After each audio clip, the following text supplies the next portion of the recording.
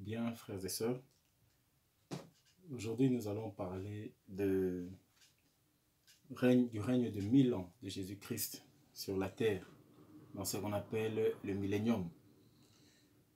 Donc, après avoir vaincu la bête et son faux prophète, après avoir vaincu l'esprit de Babylone et tous les hommes rebelles, maintenant le Seigneur Jésus veut installer son royaume sur la terre pendant 1000 ans. C'est ce qu'on appelle le millénium. Alors, nous allons lire dans l'Apocalypse chapitre 20 et nous allons comprendre de quoi il s'agit. Puis je vis descendre du ciel un ange qui avait la clé de l'abîme et une grande chaîne dans sa main. Alors Jean voit cette vision et il voit cet ange qui avait cette clé, en fait, qui avait la clé de l'abîme. Nous avons déjà parlé de l'abîme. L'abîme, c'est dans les coins, les endroits les plus profonds des ténèbres, dans lesquels on enferme les anges rebelles. Et il avait une clé pour mettre, nous allons voir qui dans cet abîme, l'enfermer et puis l'enchaîner parce qu'il avait aussi une chaîne dans la main. Donc il saisit le dragon, le serpent ancien qui est le diable et Satan. Donc vous voyez, après que le Seigneur ait déjà frappé le monde, qu'il ait détruit tous les systèmes que Satan avait placés sur la terre, maintenant c'est lui-même qu'on va arrêter. Et il envoie cet ange qui va saisir Satan et qui va le lier pour 1000 ans. Donc vous imaginez 1000 ans sans Satan. C'est-à-dire que Satan sera jeté dans les profondeurs de l'abîme, il sera enchaîné pour tout le mal qu'il a fait, mais il sera enchaîné pour une durée de 1000 ans. Il le jeta dans l'abîme, ferma et scella l'entrée au-dessus de lui, afin qu'il ne séduisît plus les nations, jusqu'à ce que les 1000 ans fussent accomplis. Donc il a été saisi, et pendant 1000 ans, donc Satan est hors d'état de nuire. C'est-à-dire que le Seigneur l'enferme pour qu'il ne séduise plus les nations, il ne séduise plus les peuples, et que plus personne ne soit encore sous sa séduction. Et il sera enfermé donc pendant 1000 ans. Après cela, il faut qu'il soit délié pour un peu de temps. Dans la Bible, c'est surprenant parce qu'il est arrêté pendant 1000 ans, mais après 1000 ans, donc 1000 ans, ce qui correspond au règne de Christ sur la terre avec son Église, c'est-à-dire le millénium. Donc après le millénium, Satan doit être relâché encore pour un peu de temps. Mais ça, nous allons expliquer dans le prochain cours, ou alors, bon, très bientôt, nous allons expliquer pour essayer de comprendre pourquoi il doit être relâché, parce que après 1000 ans quand même, le relâcher, est-ce qu'on n'aurait pas dû l'arrêter directement et le laisser enfermé pour toujours? Donc on continue. Et je vis des trônes, et à ceux qui s'y assirent furent donnés le pouvoir de juger. Donc il voit des trônes dans le ciel, et c'est le trône des saints, bien sûr. Et tous ces saints avaient le pouvoir de juger. Vous savez, on a des fois une confusion lorsqu'on parle de juger. Ici sur la terre, lorsqu'on parle d'un jugement, c'est-à-dire aller au tribunal ou alors devant quelqu'un qu'on on vous questionne, vous répondez si c'est oui, c'est non, est-ce que tu as fait ou pas. Donc voilà, on dit qu'on a été jugé par rapport à ce que j'ai fait, on me pose des questions et je réponds. Ça, c'est le jugement. Mais dans la pensée de Dieu, le jugement, ce n'est pas seulement ça. Le jugement, c'est-à-dire infliger la correction par rapport à l'acte que tu as fait. Lorsque Dieu vient te juger, c'est-à-dire qu'il te donne le salaire de ce que tu as fait. Quand tu as péché, que Dieu vient te juger, c'est-à-dire il vient te corriger. Et c'est ça le jugement. Et la Bible nous dit, c'est surprenant parce qu'il dit que ceux qui étaient assis sur le trône ont reçu aussi le pouvoir de juger. C'est-à-dire que d'infliger aussi des corrections par rapport aux choses qui ont été faites.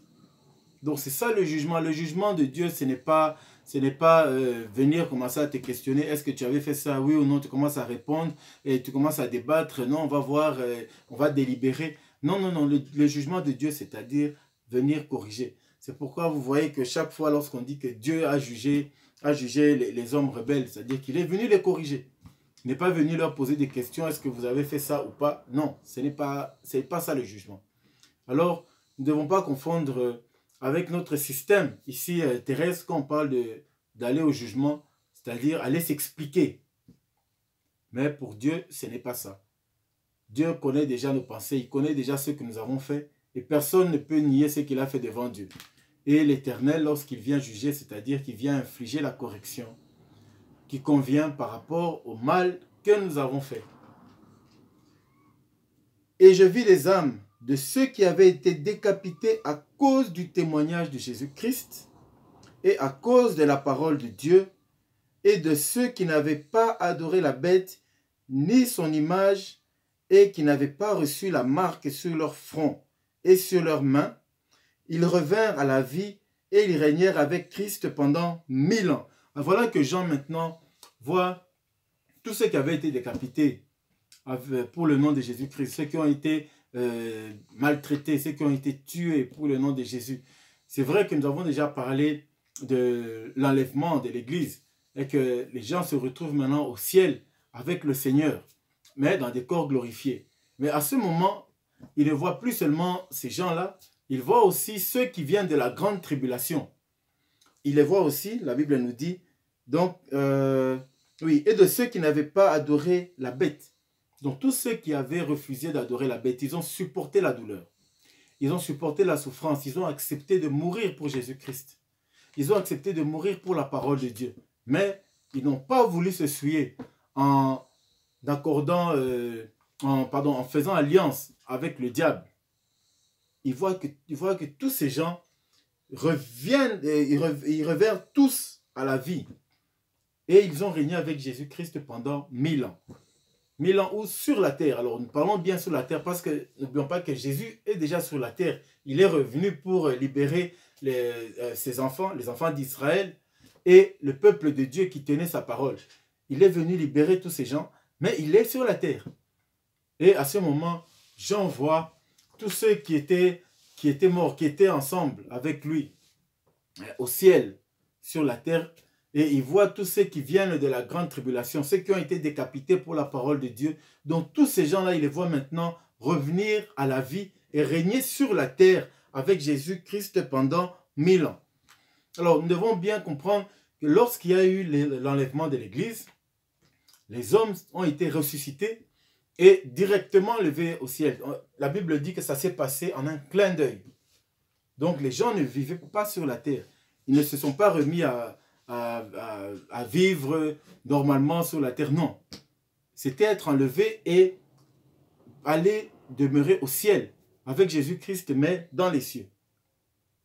Mais ici, c'est différent, puisque Jean voit que tous ces gens sont revenus à la vie et ils sont avec Jésus-Christ pendant 1000 ans. Mais où? Ils sont avec Jésus-Christ pendant 1000 ans sur la terre. Donc, ce n'est plus au ciel, comme lors de l'enlèvement de l'Église. Maintenant, ils viennent tous sur la terre.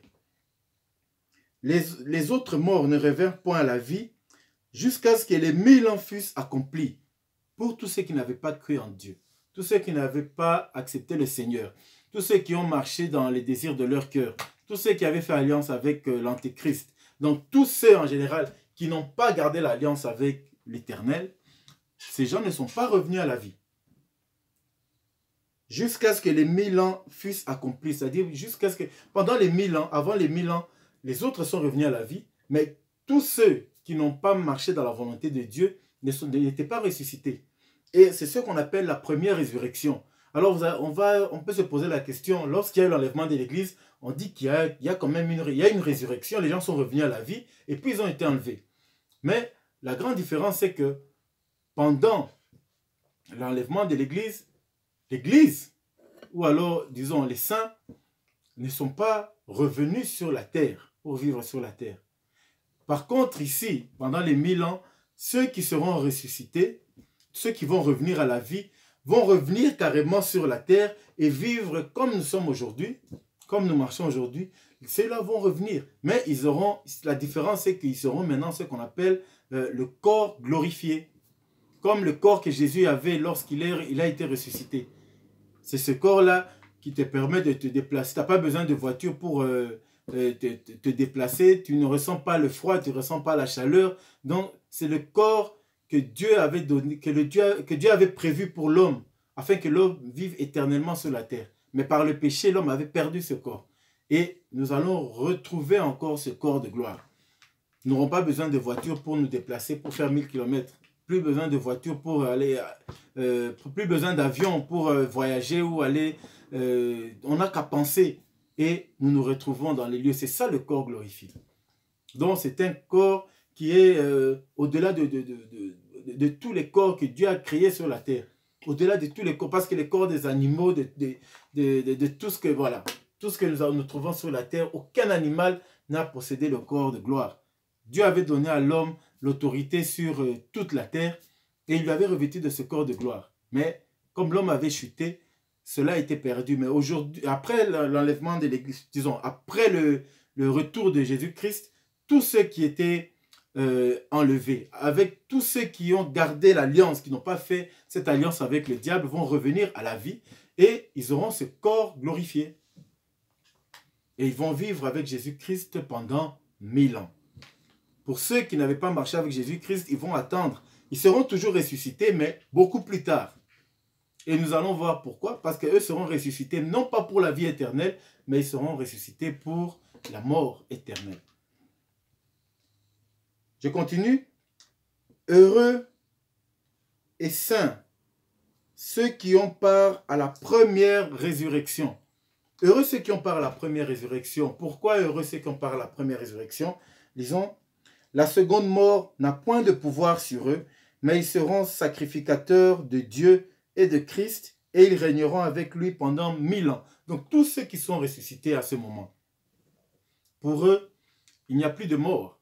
C'est-à-dire que la seconde mort, qui est cette mort éternelle, n'a pas d'effet sur eux, parce qu'ils sont déjà glorifiés. Ils sont déjà en train de vivre l'éternité, parce qu'ils sont encore 1000 ans sur la terre, mais en réalité, ils vont vivre, pour eux l'éternité commence, parce qu'après, il y aura la nouvelle Jérusalem qui va s'installer sur la terre et ils vont continuer leur vie pour l'éternité. Donc ceux qui sont avec Jésus-Christ, à ce moment, il y a deux catégories de personnes, nous allons les citer. Nous avons tous ceux-là qui sont venus, les saints qui étaient enlevés, et qui sont venus avec Jésus-Christ pendant la guerre de l'Armageddon. Ces gens-là se sont installés avec Jésus-Christ pour 1000 ans, avec ceux qui sont revenus à la vie, ceux qui étaient de la grande tribulation. Ils ont résisté au diable et à l'antéchrist, ils ne se sont pas alliés à l'antéchrist. Ces gens-là sont revenus à la vie, mais ils sont revenus avec un corps glorifié. Donc, c'est-à-dire ces gens qui reviennent après la chute de l'Antéchrist, ils sont revêtus, ceux qui ont été tués bien sûr, ils ont revêtu un corps de gloire et ils sont revenus à la vie. Avec ceux qui étaient enlevés lors du 6e sceau, tous ces saints reviennent tous à la vie avec Jésus-Christ. Cela forme déjà la première catégorie de personnes. Et il y aura encore une deuxième catégorie, c'est qui? Ce sont ces gens-là qui ont gardé la parole de Dieu. Mais pendant après la chute de l'Antéchrist, ils n'ont pas été tués. C'est-à-dire, ils ont résisté et ils s'en ont sortis vivants jusqu'à la fin de l'Antéchrist. Lorsque Christ est venu mettre fin aux faux prophètes et à la bête, ils étaient vivants, ils ne sont pas morts. Alors ces gens aussi vont entrer dans le millénium. Mais la différence, c'est que les autres sont déjà revêtus de corps glorifiés. C'est ce corps qui va les conduire jusqu'à l'éternité.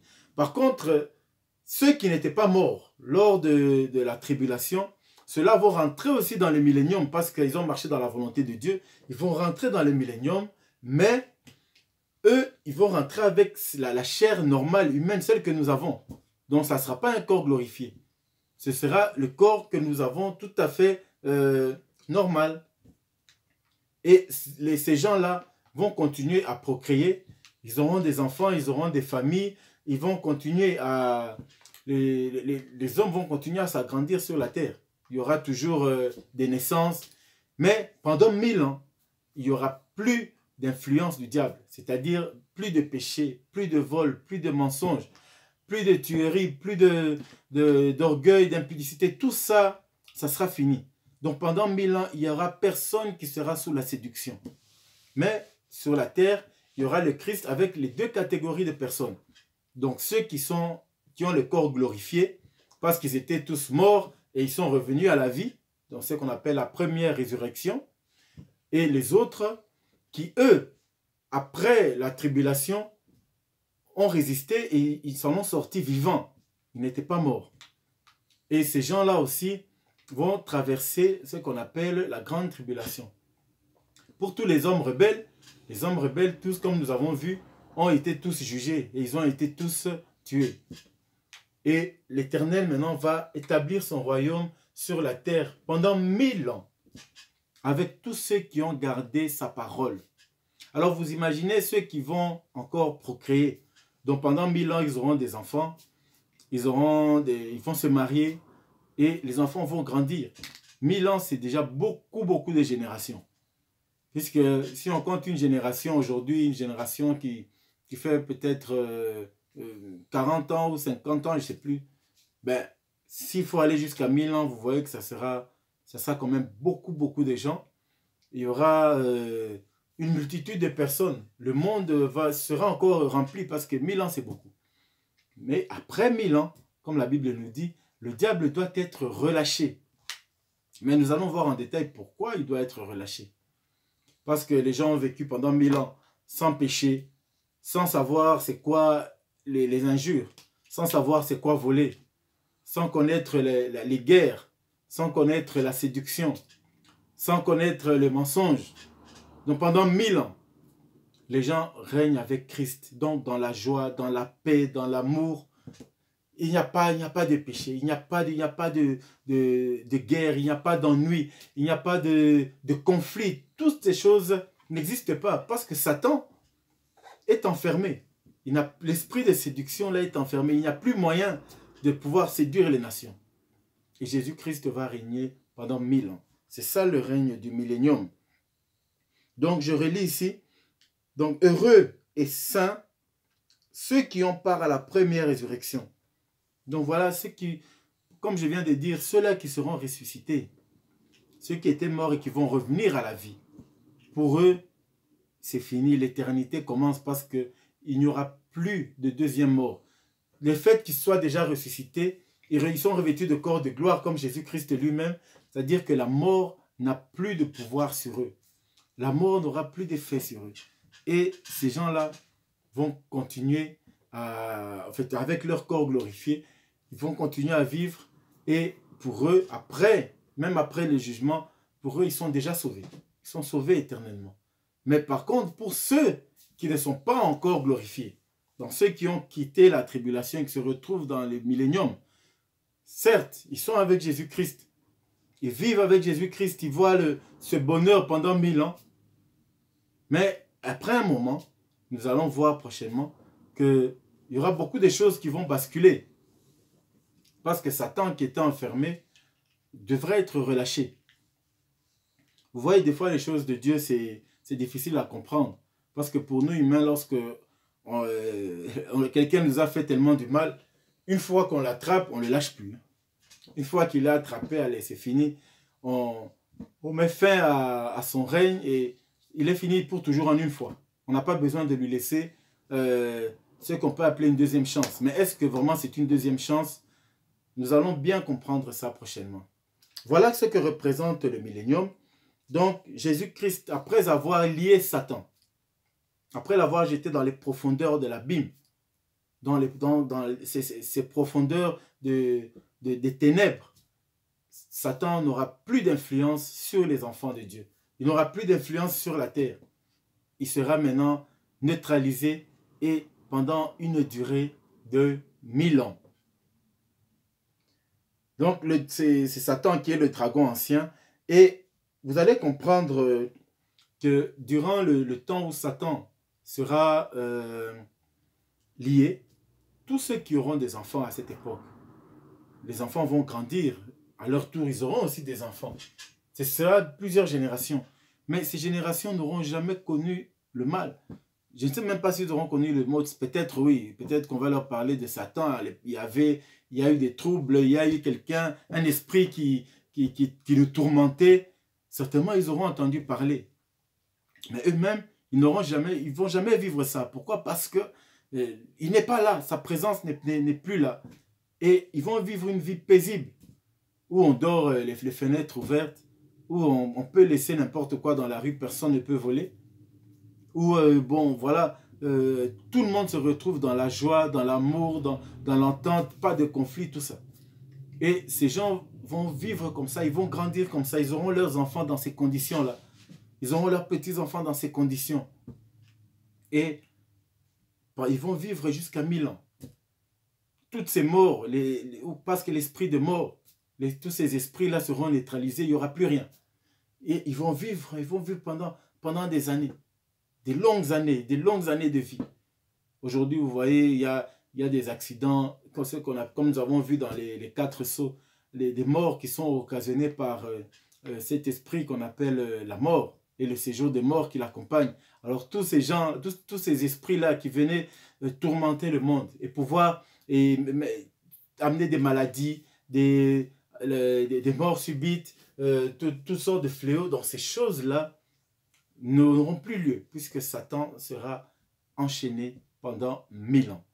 Donc voilà le style de vie que va mener tous ces gens qui vont régner avec Christ pendant 1000 ans.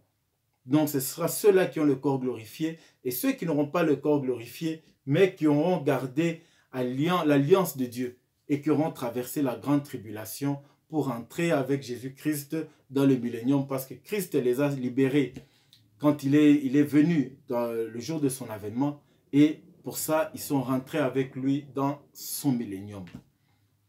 Voilà ce que nous pouvons dire de ce qu'on appelle le millénium. Donc, ce règne de Jésus-Christ sur la terre. Rappelons que c'est sur la terre, ce n'est pas au ciel. C'est sur la terre que Jésus-Christ va régner avec les hommes pendant 1000 ans. Tous les systèmes que l'Antéchrist avait placés, c'est-à-dire tous les systèmes politiques, économiques, tout ce que l'Antéchrist avait placé, ou le diable, tous ces systèmes seront tombés. Car nous avons vu que tout ce que le diable avait créé, tout ce qu'il avait implanté, tous ces navires, tous ces lieux de culte, toutes ces choses-là ont disparu. Et le monde va vivre maintenant d'une toute autre manière avec Jésus-Christ. Et tous ceux qui seront à ce moment gardiens de sa parole, ainsi que les élus qui ont été morts, crucifiés, lapidés, tués, massacrés pour son nom. Ces gens-là reviendront à la vie et ensemble, ceux qui ont des corps glorifiés et les autres vont demeurer pour une durée de 1000 ans avec le Seigneur Jésus-Christ. Voilà ce que nous pouvons dire du règne de 1000 ans de Jésus. Maintenant, nous allons essayer de voir pourquoi Satan devrait être délié au bout de 1000 ans. Et ça, c'est ce que nous allons voir tout de suite. Que Dieu vous bénisse.